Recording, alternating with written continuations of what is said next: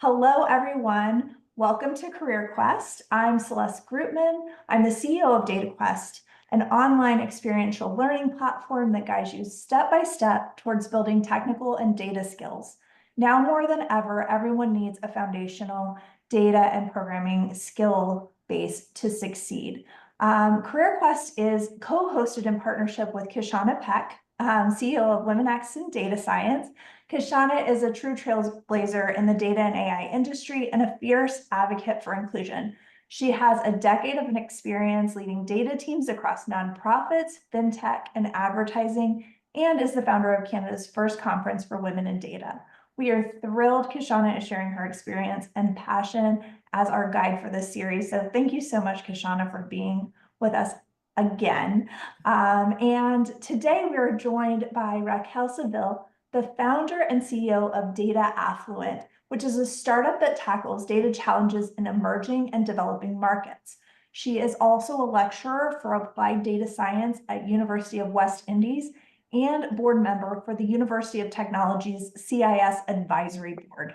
She is a thought leader on how AI and data can propel Caribbean economies and has recently contributed to a book, Intelligent Economies Developments in the Caribbean. She's sought out to share her experiences globally and has appeared at conferences in South Africa, the US, Spain, Australia, pretty much all the continents, I think.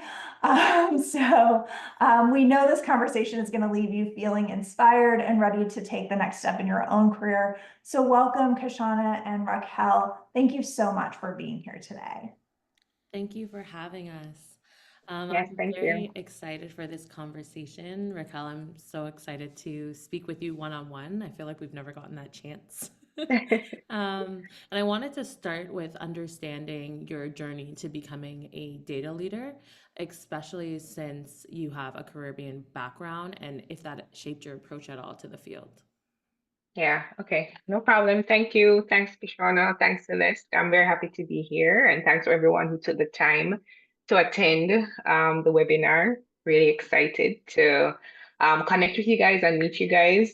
So I think Celeste would have given a little bit of an overview in terms of my background. So I am a computer scientist turned data scientist. So I would have done computer science in my undergrad.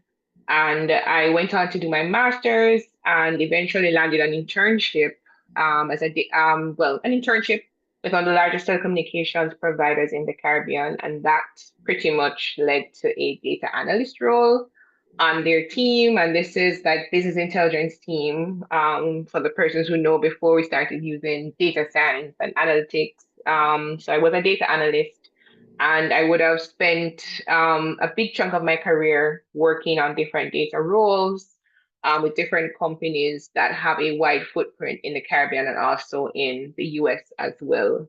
So that's kind of how I would say I kind of landed into data. It wasn't something that I was a career path that I was looking to actually take on, but I do know that I didn't actually want to be like a hardcore software engineer. So I was very happy when I actually discovered that that path existed. And in terms of like my Caribbean background, as you mentioned, so I live in Jamaica, I live in Kingston, Jamaica, and I've been fortunate enough to, even though I'm based in the Caribbean, to have global exposure and global roles. And I'd say for the Caribbean, I kind of see it in two ways in terms of the influence. One is diversity. So the Caribbean, at least where I'm from, is very diverse. Some persons may not know this, but a cool data sort of nugget for the persons that are on. Jamaica actually has one of the highest proportions of female managers in the world. Yes, one of the highest proportions of female managers. I think it's about 59 to 60%. So from where I'm coming from, I've been very fortunate enough in my career to work with actually female data managers, work with a lot of teams that are very diverse, like almost 50-50 in some cases, male, female. So I think for the Caribbean, that was a very good experience to work in the data science field, but also have that nice mix of diversity. And also on the other side of it is being in the Caribbean as well, there's sometimes a lack of opportunity to really get exposure to some of the cutting edge experiences that you would get in some places. So I think what helped me is having worked on these teams for these large multinational companies and working with um, I've been to the Caribbean, if you're from the Caribbean, Digicel, K-Band Wireless. So working on these data teams has actually helped to shape how I view data and how I actually look at data through a global lens and not just in a regional focused way. Yeah. Hmm. I love that. I love how it seemingly seems like it's coming from a small island, but you've been able to have global impact. Yeah. Did you want to tell us a little bit about the work you're doing at Dataffluent? Yeah, sure. So Data Affluent was actually born out of some of the opportunities or challenges that I would have mentioned or slightly alluded to before. So what some persons may not know, especially if you've not seen what happens in the Caribbean from a data perspective, is that in the Caribbean and other sort of emerging developing markets, there's really a lack of data. In some instances, there's even no data available, especially when persons want to do analysis for investors that want to come into these markets. There's sometimes if they're trying to do research, data just does not exist. So part of what we're trying to do with Data Affluent is we're trying to change that narrative and change what happens in starting with the Caribbean region and ensuring that we're able to provide data and provide insights for investments for different um, different types of investors, different types of users that want to be able to get access to this information. So we have a platform that is currently focused on publicly listed companies. We started with the Jamaica Stock Exchange, and you're able to get insights and data for these companies once they have any quarterly or annual reports that they would put out. And I know that sounds like, yeah, but if you're thinking about like the Toronto Stock Exchange or the New York Stock Exchange, that data is readily available. But the challenge with the Caribbean and some other emerging markets is that this data is actually sitting in some PDF files, and you have to manually get the data. So we've worked on a process to automate extracting that data and having it available for investors. And one of the key things with focusing on this mission is that really because of a lack of data, there's actually missed GDP growth that happens in the Caribbean and other regions as well. It's estimated at like 2% missed GDP per annum.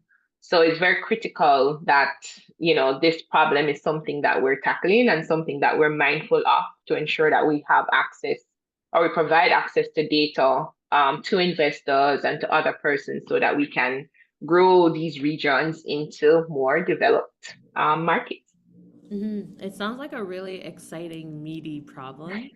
Um, so it seems like you found like a really good place to dig in and also have impact. What Mhm. inspired you to focus on data challenges in emerging markets?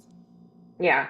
So one of the big ticket items is that one, emerging and developing markets actually contribute 60% of global GDP, right? And emerging and developing markets actually make up 86% of the global population of the world.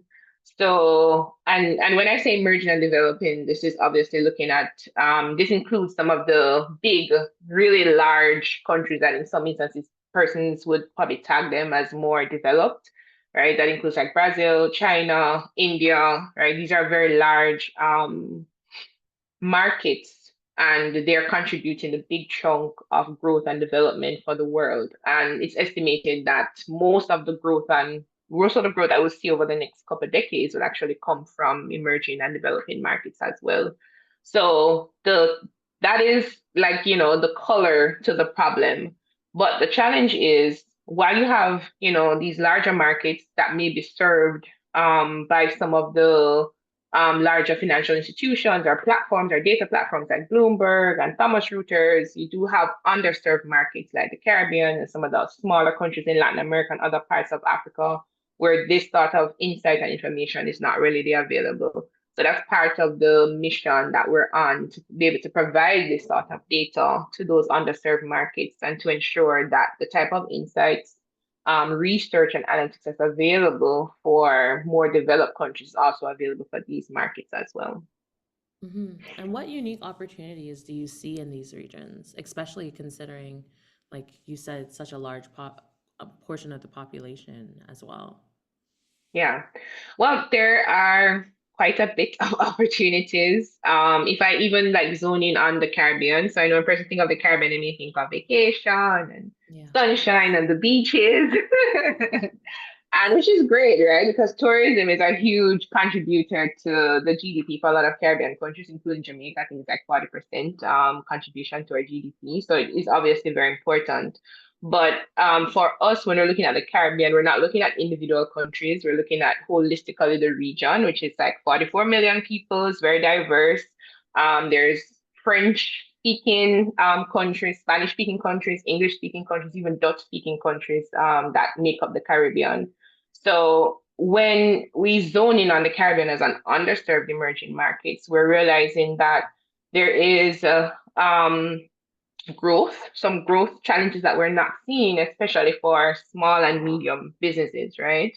And when we start to have those conversations, we realize that person saying, well, we don't have the data, we don't fully understand some of these things. So if we don't understand it, we don't have the data, then we can't provide the capital, or we can't allocate the capital to these type of businesses. And we know that small businesses contribute, probably 80% um, of in terms of jobs and revenue to the economy, right? They're very, very critical in any economy. You need small businesses. And if we don't have small businesses being created, being funded, getting access to capital, getting access to resources, then we're gonna struggle, or these regions are gonna continue to struggle to really and truly grow and get the kind of development that they really need. So I think just looking at it through those lens, it really helped to say that this is definitely a huge problem that needs to be tackled, right? This is something that needs a lot of focus. And, with AI and, everything that is happening now, it does help us to solve that problem a little bit easier as well. hmm And also, like some of the core data problems that you're solving is like, how do you get to AI if you don't have those data foundations already? So it's like Exactly. you're solving some really core, meaty problems that's like in Thank order you. for emerging markets and the Caribbean to accelerate, they need to have those foundations first. So I'm actually really excited about the work that you're doing.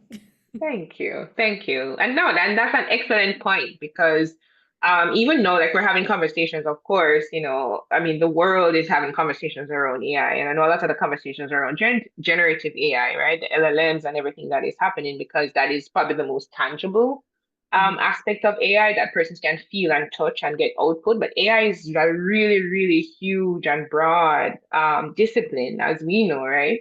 And there's so many different aspects to AI. And as you said, if we don't have the data, then it's very hard for us to have conversations around AI because that means that the data that is training those AI systems it's not our data. It's not data from our region. It's not data that is aligned to us, right? So because of that, you'll find that some of these LLMs and what is happening is not always directly relatable, or we have to like that's a step one, but you have to take the output from that and continue to add to it because there's a lot of missing components and a lot of data gaps that exist. And then you find that a lot of the like cultural norms from the countries that do have the data are now going to be infused like through the Right. technologies. Yeah, it's a slippery slope. Yes. It's a slippery slope. As Celeste mentioned, you've spoken on, I think, almost every continent. I think you might just be missing South America. So you've spoken in South Africa, US, Spain, Australia, Jamaica, Canada. What differences and similarities have you observed in how data careers are evolving globally? Yeah. Yeah, no, that's a great question because in terms of similarities, definitely the impact of artificial intelligence and their concerns around, will I become obsolete as a data analyst? Will I become obsolete as a data scientist? We see what's happening in software engineering where persons feel like, you can literally build a pretty decent piece of software just using an LLM to kind of, walk you through the code and walk you through the steps. So persons are concerned, will that impact my career as a data analyst or a data scientist or engineer, all these different fields. So that's one of the things that I see. It's just a general concern right across the board, regardless of which country, which market that you're in. And another similarity I also notice is how do we keep current, right? And that's always a thing with when you're in the field of data because things change so rapidly. It is, should I be chasing all these new skill sets or do I focus on maybe some core skill sets? Do I try to go wide or do I become very specialized as a data professional? And that is again one of the questions that I see come across a lot from persons in different places, in different areas. And I mean, even for those two, what I always say, and I tell this to my students as well, because they also ask this question, is I mean, one thing we have to be very clear on is that we also need to invest in our soft skills. I know we talk a lot about the hard skills and what tools, do I need to know Python? Do I need to be a prompt engineer? Do I need to do all of these things? But really and truly, while some of those skills are obviously very important and foundational skills, you really need to invest in your soft skills because if you look at the trends, if you look at what is happening, your ability to communicate, your ability to adapt, like there's a lot happening right now. We all have to adapt, right? How adaptable are you in different circumstances? How can you problem solve, right? We are problem solving a lot right now. so in those instances, those soft skills are really going to be your differentiating factor from any model, from any LLM or anything that may exist. You have to ensure that you invest in and spending time in building your soft skills, right? Now, in terms of differences, one difference that I see, and it's a pretty obvious difference, especially if you live in the Caribbean or you've been anywhere, it's really just the speed of change, and also shifting to digital. So in the Caribbean, things can move sometimes a little bit slow, just because it's just a challenge with any, I think, developing or emerging market. We have infrastructure challenges. We have sometimes banking and finance challenges. We're kind of sometimes behind the curve or behind the eight ball, and also heavy regulation in some of these markets. Some of it because of the nature of the market, but also some of it regulation, that's overarching regulation that comes from more developed countries that we have to kind of align ourselves to. So that's really the difference that I see because that impacts in some instances how fast things move and how quickly things change for us to really be able to leverage the cutting edge things that are happening now. So we can do some things. But as I said, like if you have core fundamental data problems or missing data, you have to fix that first before you talk about really and truly, building a generative AI solution. You have to solve the data problems because otherwise you're really and truly building on data that may not be suitable, that may not be usable, that maybe have some amount of bias or just not really aligned to what you're trying to do. So those are the similarities and differences that I've noticed across different areas. Quick and easy isn't always the best. So like No. feeling like you can like bypass the whole like data foundation piece, Yeah. and then you end up building something that does not make sense for your market. I think that's like one of the Yeah. gems so far in this conversation. Yes, For those absolutely. for those in emerging markets, what unique advantages do you think they have when they're entering the data field? Yeah. So definitely one of the unique advantages would be one that the data challenges that we face in our emerging markets. I know sometimes we feel like we're siloed and, we have all of these issues and challenges. We don't have the resources like other more developed countries. But I think one of the things that we need to understand is that your skills are transferable because some of these baseline challenges are not unique to us, right? There are a lot of companies that are solving for, like you mentioned, foundational data issues. There are a lot of countries that are solving for, having data gaps. It may look different than what exists in your region, but the reality is that there's some fundamental issues that are right across the board, right? So your skills are transferable. So don't think that because you're learning something in this space that, you couldn't go and work for Google or Meta or any of these other companies, or you don't have the value to provide. So one thing about that, I'd love to make that clear because as I always say, like I have team members I would have worked with um, when I worked at Digital and other companies that now work for Airbnb and Apple and Meta because your skills are truly transferable. Like data issues are data issues, right? It's just scale, right? Maybe you're dealing with terabytes and you're dealing with petabytes, but it's just the scale of the issue. But some of the foundational issues remain the same. And then I think another thing for persons or learners in emerging markets, something else to be aware of that could be an advantage for you is that you're able to work you're able to work with limited resources in a lot of instances. And that could be a really key advantage. It may not feel like it when you're in the midst of it. It really might feel like a disadvantage. But when you go into different spaces and more developed spaces, you'll realize that because you have that skill set, you're able to, work on different things. And like there's an example or there's something that I thought of where someone had built a LLM on CPU versus GPU, right? So you may be working on some of those challenges in your own space while someone with more resources, obviously they're just going to allocate that to, okay, I'm just going to get the latest technology, the latest machines, get all the space I need on, Amazon and AWS, but you're working in sometimes with limited resources, and that can actually be an advantage because sometimes you're able to solve problems more efficiently and effectively. If we think of the DeepSeek example, that could be one thing that we think of, right? So sometimes when you have limited resources, it can actually be a true advantage for you. Yeah. Mhm. Yeah, and also I feel like it breeds more innovation because Yep. now you have Exactly. to do more with less. Mm-hmm. So I like that one as well. I mean, I feel like I need like a little book to write down your gems in. Um, what would you, for someone who's new in data and they're in an emerging market, what are some of the unexpected places you think they should be looking for their first roles in? Hmm.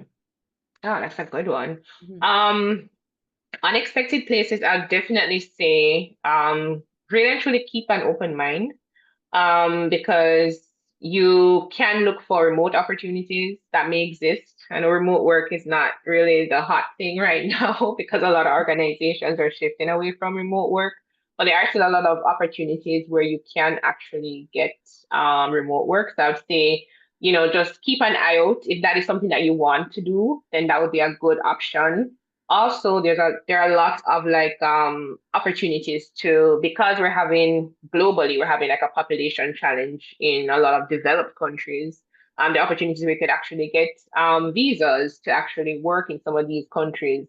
So that's something that you could explore as well to see are there any data roles or data adjacent roles that you could look at that would be aligned with that particular market or region so that you can get, experience and have access to different types of companies that you can work for.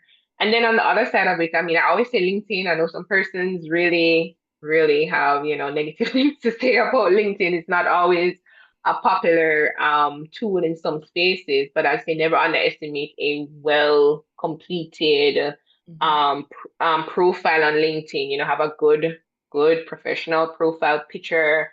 Ensure that you have your experience properly detailed and documented, just like you would on your resume, and have access to a portfolio you would have worked on, that sort of thing. So because there are headhunters that are constantly looking through. So definitely LinkedIn is one of those places that you want to ensure that you have a very visible profile so that if there are any opportunities that may be out there, you're even applying for jobs. Because what I see sometimes, like when we would have posted roles, persons would apply with their LinkedIn profile, and you look at their LinkedIn profile, and there's really not much there to be able to assess them as a candidate. So Yeah. if that's your LinkedIn profile and you're trying to apply for some of these jobs that exist, then I would say, you definitely want to revisit that because LinkedIn is actually really, really powerful in helping to, raise your profile and put you in front of, persons that are looking to hire just based on the fact that you have provided enough information there. And also, if you see LinkedIn as a tool that has a lot of data and that Yeah. is already like has embedded AI things in it, it's like Yep. the more rich your profile, the more it will help you, even on Exactly. the job search side as well. Hmm. For those that are looking, I know these questions are not on the list, but I'm just thinking of what the audience wants to hear. Yeah, no, I love it. I love it. This is good. For those of that are like, okay, like I am in an emerging market, but I really want to go to like a developed market to seek roles, and might end up in the situation where I know in Canada there's this whole thing about like Canadian experience. How are Hmm. they able? Like, how would you suggest that they translate their experience and their skills to be able to secure roles in other markets? Yeah, no, that one is great. So for that, I definitely, and this is something I've seen other persons do, and it has worked very well for them. One is like, I mean, we're on a data quest webinar slash podcast. So one is definitely getting those skill sets, certifications, using platforms like DataQuest and other resources that you can get access to as well. Getting the knowledge is great, but if you can actually show the certification for those skill sets, that does help with, globally recognized and accredited platforms. So that's one way that I've found for a lot of persons that works wonders for them, right? So because you're at this, you're not saying that, okay, I've done this work here in this emerging market, but what you're saying is I've learned this skill set on this platform. I'm certified just like anyone else, right? Whether they're based in the US, whether they're based in India, it doesn't really matter. What you're saying is that you have this certification just like anyone else. And I find that that helps open a lot of doors for persons in data. And in other fields as well, security and all those other fields where you may be you may have experience. Even some instances you may say, I don't know if my degree, what's gonna happen with my degree that I may have from this particular region or this country, if it's accredited, etc. What I find is that when you invest in those certifications from international and globally recognized platforms and institutions, that carries a lot of weight.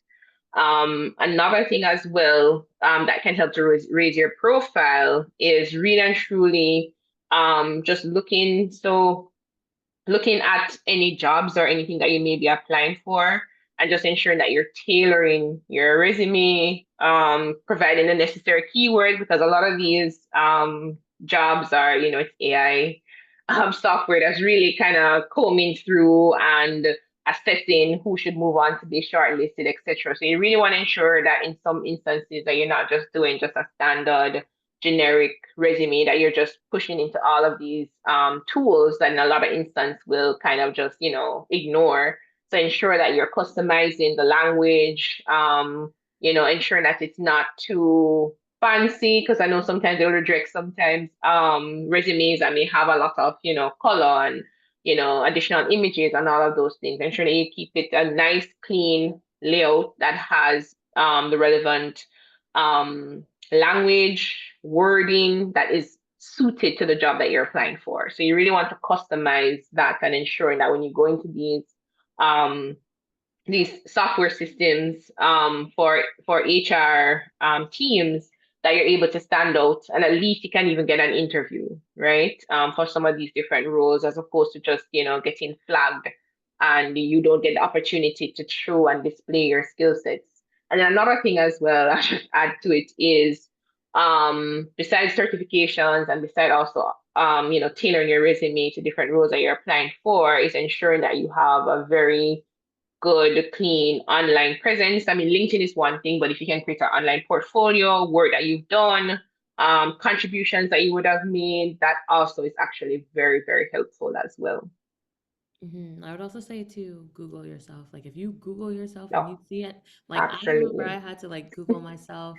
Like this was when I first started, like after I finished university, And I was like, okay, why is my MySpace popping up? So it's like I had to like register with them to get it taken down. Yeah. So that's a really good point. That's something I did a long time ago, so I don't think about doing it anymore because there shouldn't be anything, but like a routine check of what pops up when you use your name, because it might seem cool putting it on like your social media, but like if you tend to post things you don't want your employer to find, like you Mm-hmm. might you might want to be Mm-hmm. private, you might want to change your name, you might want to do Yep. something else. Yep. But all those tips I definitely agree with as well. With Yep. someone looking to make a global impact with their data skills like you have, what is some advice you would give for them? Mm.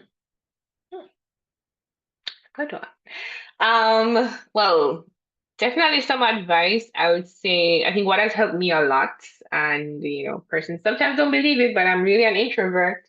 I really prefer to be behind the scenes, and for the bulk of my career, that was my mantra. Like, yeah, I'll keep my head down, do the work. People will see. I'll get recognized this way. And what I found is that I guess we're just in a different era, different space. I'm not saying that doesn't work, but for a big chunk of persons that are out there, kind of doing the same thing, having the same role, it does help if you create your own sort of personal brand, right? And that it doesn't have to look exactly like what I've done or what anyone else has done. You want to ensure that it is very authentic to you and you're not just repeating something that doesn't feel authentic, you're just posting or trying to be create sensationalist type posts just to, get a viral post or something like that. That 100% does not feel like this is authentically me. Then you want to find what is your flavor, like what is your flavor of the Kool-Aid kind of thing. And you want to build that personal brand. I mean, LinkedIn obviously is a good space from a professional perspective, but if you want to create like your own website, owning your name, if you want to write articles, if you want to make contributions, that I think it helps speaking at conferences, right? Sharing your ideas, joining communities like Women in Data Science that Shauna has, so you can connect with other like-minded persons as well. I think those are the things that I've done. I've had to find a way that feels very authentic for me because I don't want to be on social media every day. I don't want to be posting every day. That really is not appealing to me personally. And I'm not discounting anyone where that is your thing. That's perfectly fine. I think it's just important so when you find that, it makes it easier, right? It makes it easier for you to show up, for you to provide value, and for you to be able to feel comfortable in what it is that you're providing to the public space. So definitely I would say invest in your sort of personal branding so that you can put your voice out there and your thoughts, your ideas. You could just start by writing maybe articles on LinkedIn, blog posts, contributing, maybe a Medium page, whatever that looks like for you. Find that space, and I'd say contribute your ideas and your thoughts, and join communities. And I think that is definitely one of the things that are some of the things that I've done personally, speaking at conferences that have worked for me. And I would say you can take that, switch it up, do it however you like. But I find that definitely helps. hmm I would also add like knowing what you want to do because like global impact is Mhm. my question was like broad. So it's like, how do you want to impact? What would you Yeah, consider as global? How do exactly. your data skills get into the mix? Like, for example, if someone was really interested in climate and they're really interested in ocean, like, are you working with some of the like not-for-profits on like how they collect their ocean data? Like, Hmm. there's there's a lot of I feel like a lot of data work like inherently has social impact, whether it's positive or it's negative. True. Yeah, so I think like that positioning of knowing what you want to do, because also like you don't need to chase something that you don't want. And sometimes Exactly. you accidentally have global impact and you didn't even set out to do it. Yeah, no, that is true. That is an excellent point. Like knowing what you want to do, knowing your why, hmm that is definitely important because that changes everything and it will influence how you show up and the type of things that you do as well. hmm Yeah. All right, so we have Celeste back here with the questions. Hi, yeah, I was feeling like this is like the perfect sort of bridge to a lot of the questions that we got submitted before. Now is a great time to go ahead and pop your questions into the Q&A. I'm going to start going through some of those. There's a couple of things that kind of really fit nicely into this discussion, though. We have somebody that's asking about why is there this shift from remote work. And I can give some of the things that I'm seeing from my perch, but I think everybody's got a slightly different sort of view into what's happening globally, which is great. I think we can provide that perspective. And then thinking about, and this is something that we talk to students about every day, is how do I personalize my portfolio? How do I personalize my projects? And I think that really, you have so much experience that you can share, Raquel, about how you're filling some of the data gaps.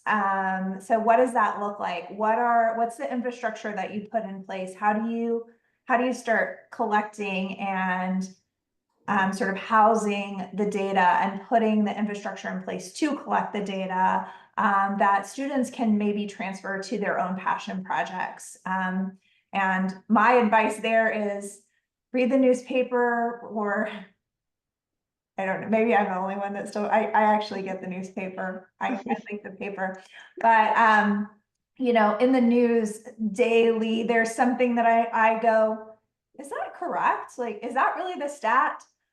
Is that the whole story? And I think that, anytime you have that question, this is a great opportunity for you to go and investigate and do some of that collection and analysis. And it not only could have a positive impact on the world and your community as you can share what you're finding, but it's a great way to kind of showcase curiosity to a potential employer. So, but yeah, from a remote work standpoint, what are you seeing, I think specifically in your area, Raquel, about remote work? How's it changing in the Caribbean, and what's causing that shift there?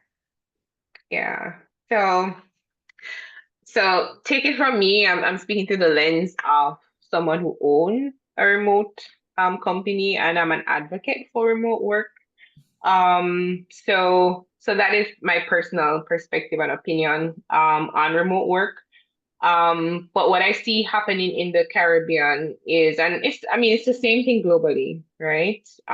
Companies, one, would have made an investment in real estate. It's just the hard truth. And for a lot of these companies, it's a challenge to rethink, or to be, to think, how can I then use these buildings, these, fixed assets that I have to ensure that I'm getting return on investment for them, right? And having employees there working through, etc. That would have been the traditional way that, you create a company, you have a building, you put people in the building, they work, they make your company profitable, rinse and repeat that cycle. So I think part of it, part of the change that's happened is really, one, that big hit that happened to, commercial real estate. And then the other side of it, based on what I'm seeing as well, is an issue of trust in some instances. So what I find is that there's a lack of trust or low trust in some team infrastructures, and that results in persons saying, okay, well, I prefer the team is physically here, so in some ways we can monitor, we can see what is happening, just to ensure that you know persons aren't just sitting down, watching HGTV or Comedy Central throughout the day. So it's really a question of trust, and it's really also looking at from a real estate perspective. And that's what I see in the Caribbean. And then when I look outside the Caribbean and I see other companies as well, like Apple, they would have made this huge investment in their Apple employee space. You have everything, you have lunch, you can bring your pet to work, etc. So, and that's just an empty building. It's really hard to justify why do we have this building as a company. And I'm just speaking from the lens of like a business perspective, right? It's very hard to have that justification. So unfortunately, that is what I think is sort of causing some resistance between employers and employees. But then on the other side of it, I think what some organizations have done, which I think is actually really important, is to try hybrid in some hybrid ways, right? Maybe persons come in 2 to 3 days per week, or persons can do different rotations. It's not the ideal remote work situations that some persons would want, but the reality is that for some persons, they do prefer like in-person meetings. They find it to be more productive than being on all the Zoom calls or being on all the Teams meetings. So they prefer to just, sit in a room, have a meeting, figure things out, have those sort of conversations. And that can also be valuable because we can't discount that. And in some instances, that truly actually get things going much faster and you get results much faster in some instances, right? Depending on the team infrastructure and organizational culture. So that's what I've seen. But for my company, I'd say definitely what we use is a lot of communication tools. That communication is extremely important. That is what I find to be one of the key things, right? You have to communicate in a remote company. You have to ensure that something is not working, something is happening, you have an issue, whatever it may be, persons are communicating, persons are raising their hands, you jump on a meeting, you do whatever it is that you need to do to ensure that that issue is resolved, that problem is resolved. We have working sessions so persons can bounce ideas off each other. So it's really a collaborative space that still feels like you're working in a team environment in person. Of course, it isn't really in person, but it helps to provide any of those cons that we know exist for remote work. We feel it's a bit lonely because you're by yourself and you don't have someone to just walk over to the water cooler and say, hey, what do you think about this? I'm having this problem. How did you fix it? Or do you have any ideas? So we have to create that space where persons can really just collaborate and communicate. I think those are two key things. Like taking accountability to create that trust when it's just maybe human nature that when you can't see something, you're not sure if it's there. Kashana, do you have anything to add there? Well, my company as well is all remote, and I am the complete opposite of a micromanager. Like, as long as your work is done, I do not care when you get it done. I don't care how you get it done.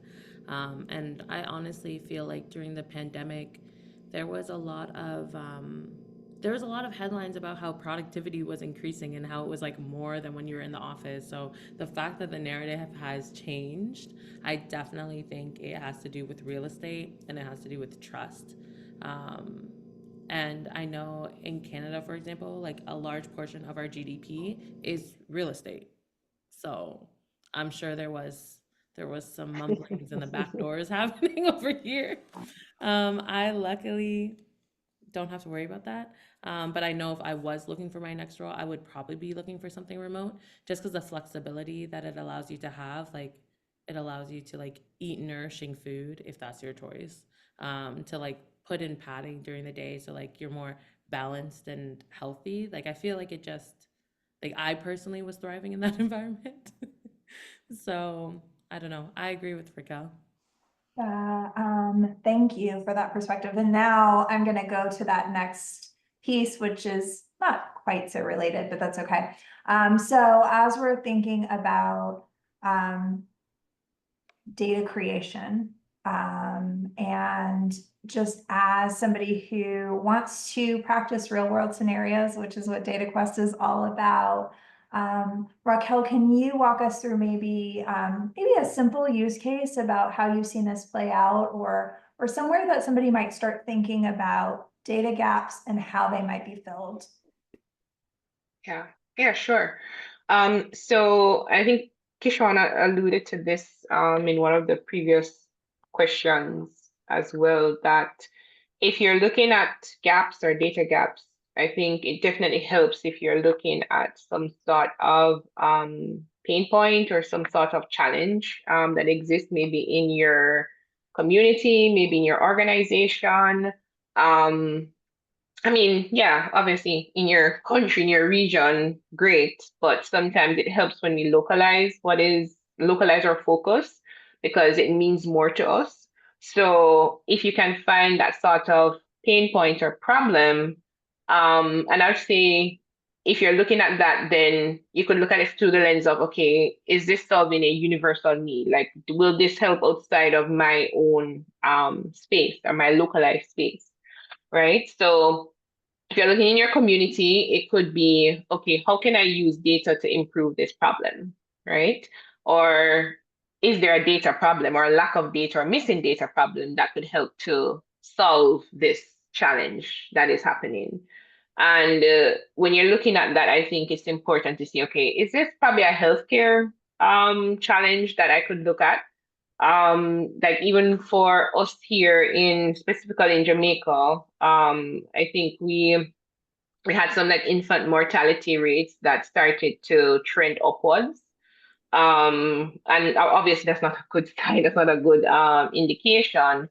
So if that is something that maybe you feel some amount of um passion about, then that's something that I think would be a good point to look at, right? So do you see something similar in your space, in your market, or some data issues where maybe you could analyze that data or look at the data that currently exists? Are there any gaps? Or how could you even maybe build some prediction or forecasting models? Or could you look to see what could be causing some of these issues, right? You know, is it funding that may have been cut in some places? Is it because we have, like for us here in Jamaica, we have a very high migration, right, of our nurses or our very skilled workers to Canada, to the US, and to other more developed countries. So is it that because we're losing these skilled resources that we're having this impact? Because the more young persons that are coming in, they may not have the expertise, etc. So I really don't have the answers, but I'm saying as a data scientist or data professional,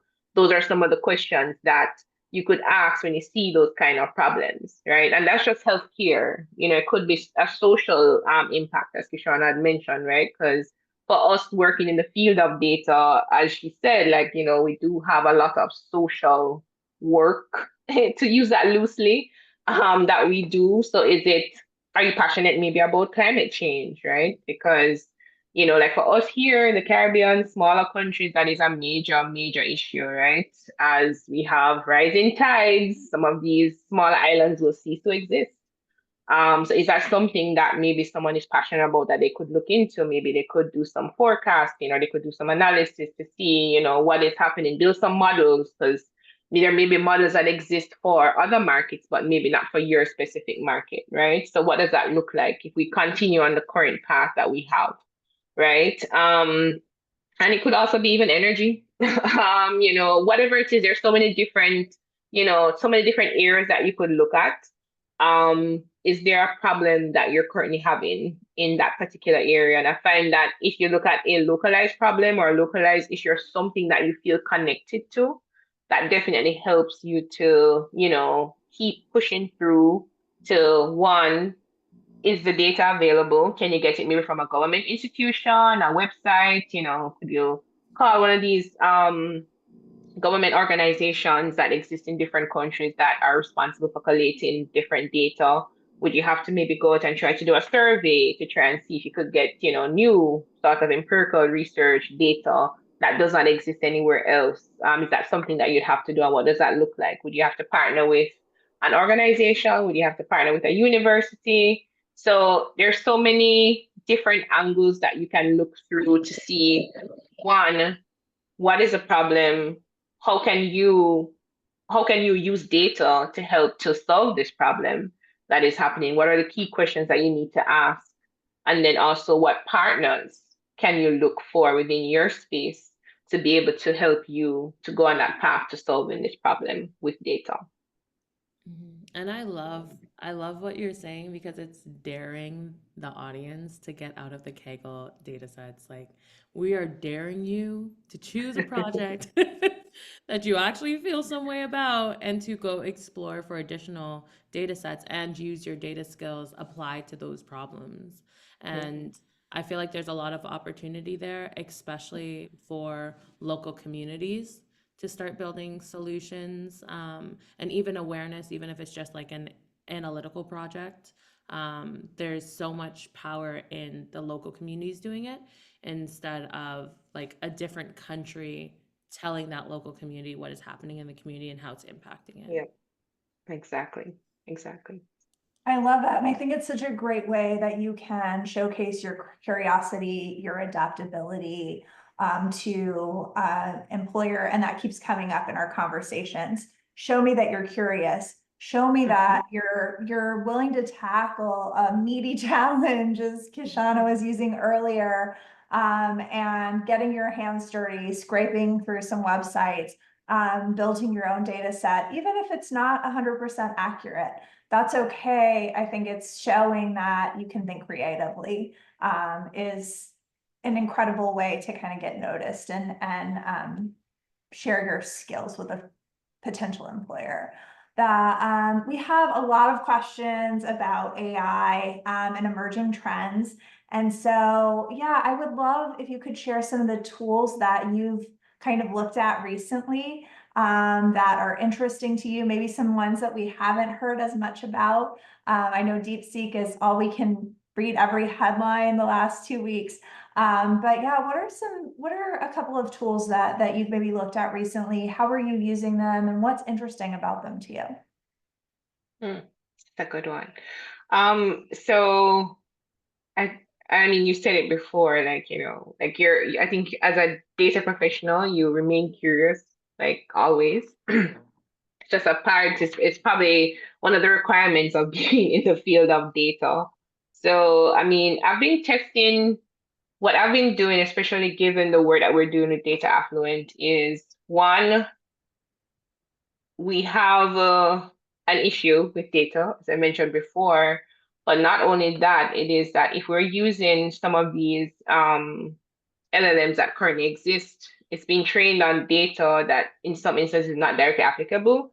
So like we're looking at fintech type solutions, right? So if we, for example, test some of these models that exist, for example, we were testing a sentiment model, and we wanted to create some summaries using the sentiment model.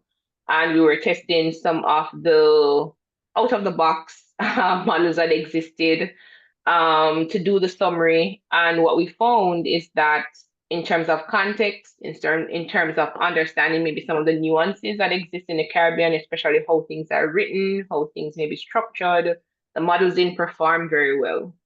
And what we had to do is we had to layer on top of those models our own lexicon, our own sort of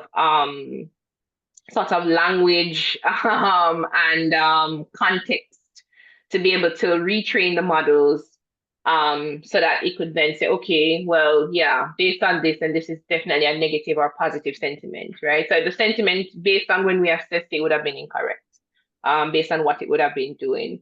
So for us, we're constantly experimenting. We're constantly using different type of solutions, right? So I would say one, we've sort of tested different LLMs to see what works best in our space, right? Because part of what we also want to do is one, we want to train or build our own LLM, but for now, we're sort of testing what currently exists on the market.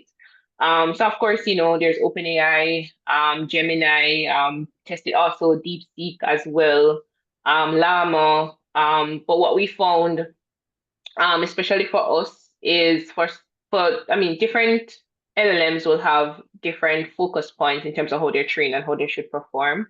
So for us, we tend to lean more towards like Llama and some of those LLMs when we're testing, because we want to ensure that we're able to get a more open source feel. And then also we don't want like sort of closed loop feedback when we're going through like a chat GPT, etc., in terms of really kind of just adding what you're seeing to their knowledge base, as opposed to be able to just train on what it is that we're providing, right? So we're testing different perspectives, different models. Um, it's really, I mean, there's so many things happening at once. I'm just like trying to narrow it down to some of the tips and ideas that I could give. But there's so many different things that we're testing out currently that I don't know if I'd recommend them because we're really testing them. So I can't necessarily say that, definitely use this particular model, etc., if you're doing this. But what I'd say is one, remain curious. while you're going through, and as true data professionals, we have to ensure that we're aware of the fact that some of these models may be, biased in terms of the training data. It may not perform how we expect it to. So it's always good to sort of compare in some instances where you can, right? Compare the performance of maybe Gemini to ChatGPT or DeepSeek and see what the outcomes look like and how maybe you could um, reformat your prompting or reformat what you're doing and then see how that looks. And then maybe from there you can narrow down to say, I think what I'm trying to build or what I'm trying to do is going to be best suited on this particular platform. But we're in constant testing mode, testing LLMs, testing other areas of artificial intelligence as well, because we're building different prediction and forecasting models using data that one, we have to source from different places. Like we're trying to get like 30 years worth of inflation data for the Caribbean and for the region, or interest rates data, that sort of thing. So we can start to plug in some of that and data set to be able to do an analysis, forecasting, prediction. So I'd say just remain open and curious. And even if you're testing some of these different things, just know that nothing is perfect. We know for sure there are hallucinations with a lot of these models. So you want to ensure that you're constantly testing and comparing and have some sort of safety check against whatever models or whatever AI tools that you're using.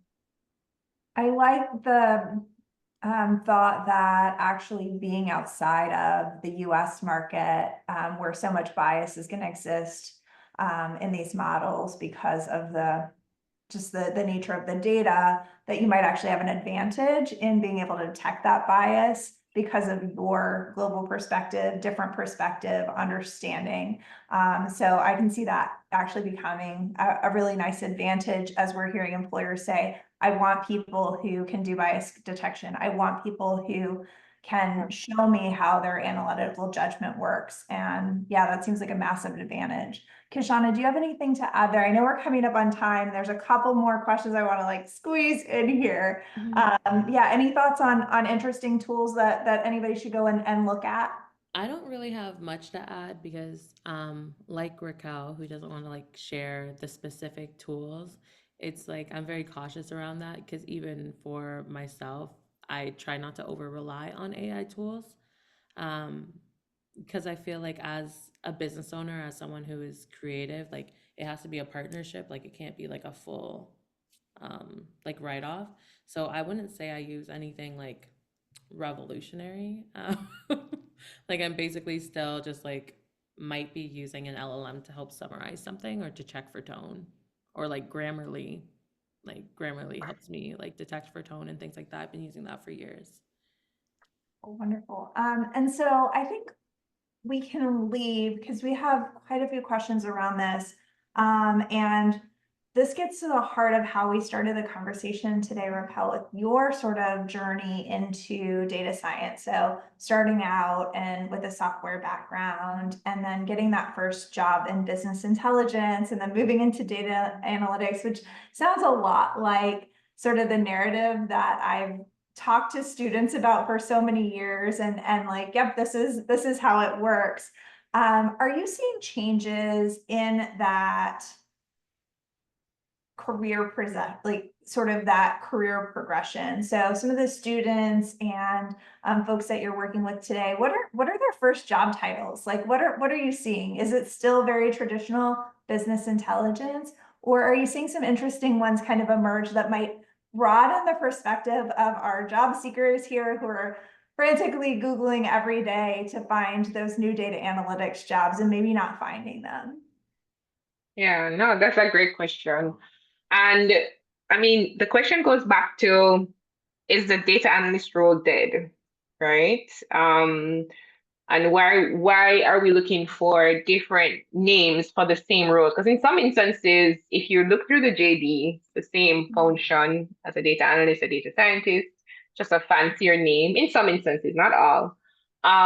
So what I've seen, I can speak from the Caribbean context, what I've seen also outside of the Caribbean in a more global perspective. So for the Caribbean, I see a lot of traditional reporting analyst, business intelligence analyst, data analyst. So those roles are still very heavy for different organizations. But if you look at the job description for some of these roles, you'll find that, they want you to have knowledge of um, Python and R, and they want you to have some amount of knowledge of artificial intelligence and be able to do some of those things. So they're keeping the names traditional, but they're trying to also tack on emerging skill sets around AI and around in some instances even in prompt engineering and some of those other spaces as well, right?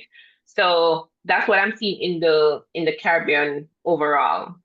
No, I'll say we can debate whether or not they're using the skill sets that they're putting on it, or they're still just, stuck in the traditional space. That's a whole nother thing. But that's at least what I'm seeing now. Globally, I think it's a wild, wild west. I see so many different roles, and I'm so curious because sometimes LinkedIn will just automatically send you information about different jobs that are listed. I'm so curious that when I look through the job descriptions, I'm like, but this sounds like a data scientist, or it sounds like a blended, like a data engineer, or in some instances, it's like maybe even a software engineer meets a data engineer or something like that, or computer scientist meets something else. So, and I mean, it's still the early days in terms of what these roles will look like, right? Because what we're finding is that we're going to have a lot more new roles that will come over the space of the next 5 to 10 years, roles that we personally have never heard of. Like prompt engineer was not something that was in our vocabulary 2 years ago, 3 years ago, 5 years ago. So what we're seeing is that there's going to be a huge shift. So I'd say for students or learners, don't be too concerned about the title that currently exists, really zoning on the job description, right? What are they asking you that you have to do on a daily basis, and what sort of skill sets are they asking for, and what tools or systems or whatever it is that they're using that you'll have to, and then zoning on that. And I think that would actually be far better for you to narrow down what you want to focus on. Because you may be focusing on the title, and when you look at the job description, you don't want to do that work, right? It's probably just a glorified person typing in an LLM all day and putting in different things, and that may not be something that you want to do. That may not be as fulfilling. So I can definitely focus on the job description and the skill sets and the tools that they're asking for, and don't get too hung up on the names, because some of these names are gonna go, some of these names will last, and we're gonna see new names. So I would say definitely don't get too hung up on the name. I like that blank meets data scientist, blank meets data analyst. That's definitely what I'm seeing. And it's like far beyond just software engineer, right? It's operations meets data analyst, customer Exactly. support, not answer the tickets, build an automation system Right. for us, right? So I Right. think broadening that perspective and looking for those AI keywords and those data analyst keywords and those non-traditional job titles is the key maybe to finding that niche and finding that first role. Kashana, do you have anything to add as we're leaving? And now I know we're way over. So thank you everyone for staying. I know this is on the top of everybody's mind though. So if you have insight to share, go ahead and share it. I wouldn't have anything major to add, but like just in case they're like, oh, but I really wanted like a data scientist role or a data analyst role or a data engineer role. You do have some employers where like when they're making the job descriptions, they're literally, it's like a wish list of things. Like it's a wish Mhm. that's why like some of the data meets whatever is reasonable, like data meets marketing, data meets operations, but like data engineer meets like data scientist might it matters on the infrastructure because you might just be asking for someone who has too many things. So even when you do reach the interview stage, like asking the proper questions and not worrying when you're searching, when you're doing your job search, because most job search systems like it pulls also from the job description. So maybe you're not saying data scientist, maybe you're using the keywords that Raquel mentioned and like the tools that Raquel mentioned that like you might be interested in using. Um, but yeah, like the roles, the titles, it doesn't matter anymore. Wild, Wild West. Definitely emergence of needing Python, needing some more advanced programming skills, though, than maybe you would have had to in an entry-level role before. Well, thank you both so much today. I know I didn't get to answer everyone's question. If you're still wanting to connect or you still have a burning question, just email it to hello@dataquest.io and I will answer it, or I'll get an answer from Kishana or Raquel and we'll get it back to you. I promise I will. We do have a survey that's going to go out at the end here. If you would take a minute to complete that, it'll help us guide our content in the future, make it more valuable for you. And yes, just thank you both so much. This has been enlightening and interesting. And yeah, we appreciate it. Thank you so much for having me. Thanks for coming, Raquel. Yes, thank you. Thanks, Celeste. Thanks everyone for joining. Really appreciate it. Thanks for